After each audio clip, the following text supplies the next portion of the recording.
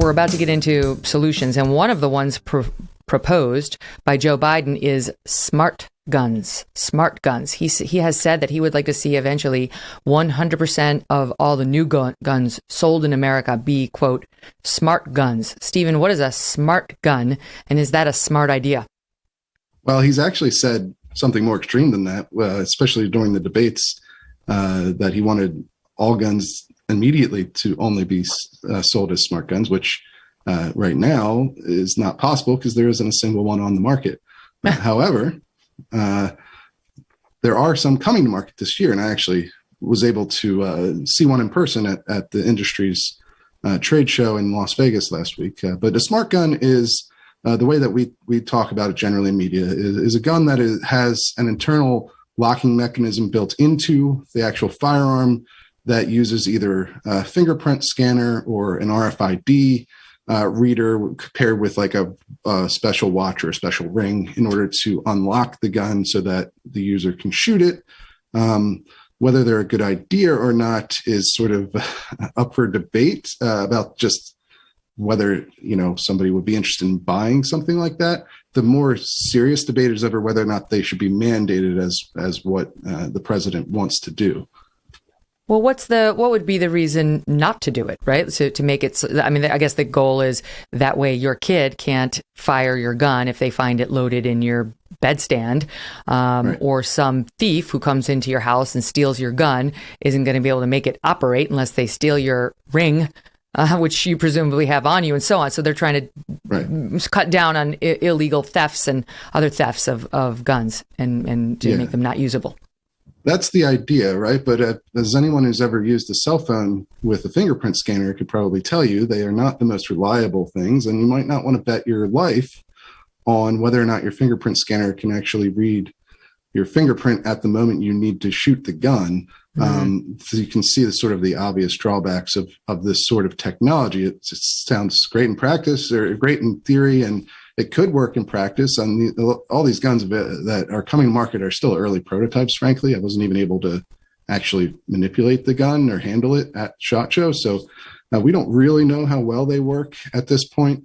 And it's still in its infancy, largely because there was a mandate in New Jersey that said they had passed a law in 2002 so that said as soon as one of these sorts of guns becomes available on the market anywhere in the country, that would be the only kind of gun that could be sold in New Jersey, eliminating completely traditional firearms, which a lot of people are highly skeptical of the reliability of these kinds of guns. I mean, just think about, the gun you use for self-defense needing to be recharged in and of itself, even if the technology works perfectly, is a problem that a lot of people are going to have.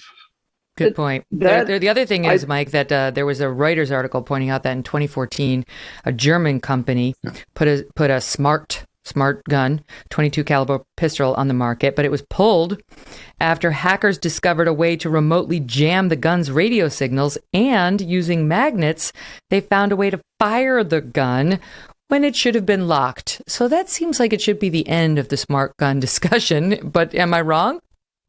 No, I mean, I look, in terms of just looking at the reliability of technology, it's definitely not unfair to raise the questions that Stephen is raising. It's true. I mean, I struggle with the thumbprint thing on my phone all the time.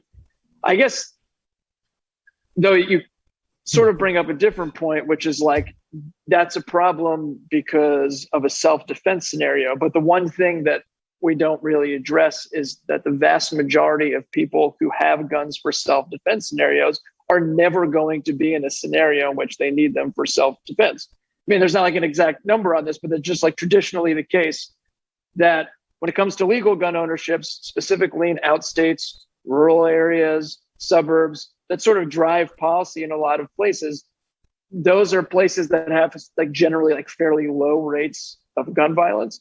And again, I'm not saying, well, then that means that, that's the point. I'm not trying to make the point that should mean, well, then, for that reason, you should have to have a smart gun because you're probably never going to have to use it. But it is also worth stating that a lot of supply is driven by this theoretical idea that you're going to need a gun in a situation that you're almost never going to be in. But that supply also then fuels the illegal gun market, creating problems for those that are actually going to be in that situation. What about this? Yeah, go ahead. Well, I was just going to say, as far as how often guns are needed in self-defense, obviously there's quite a lot of controversy over this, and there's several different estimates you could look at.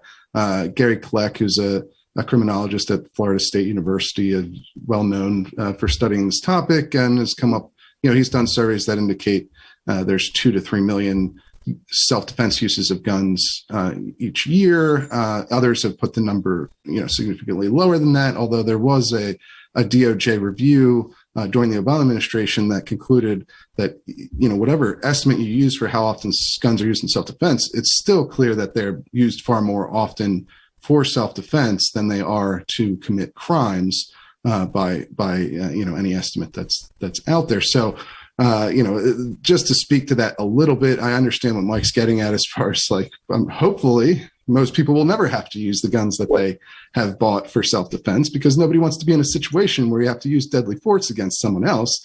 But people do buy them because they want to have that option, just like you would buy a fire extinguisher, even though you hope never to have to use it.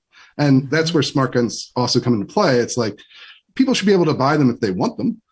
People buy biometric safes that have some of the similar drawbacks, right, that put a gun into. So, I could see the somebody wanting to integrate those two things. What about, my history tells me that the real purpose behind the Second Amendment was people wanted to be armed in case the government came knocking, in case a militia organized by the government came to sort of take over their house, their belongings, and so on.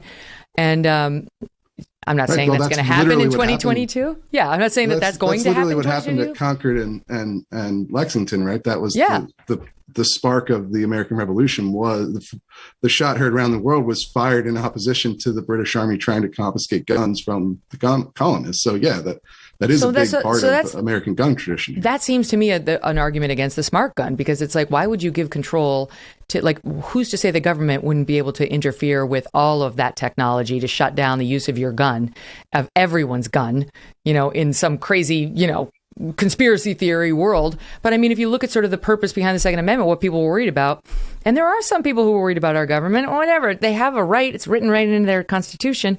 I don't think they want to give anybody, hackers or far more nefarious actors, the ability to stop their gun from firing, right, from a remote place. And that would be a concern.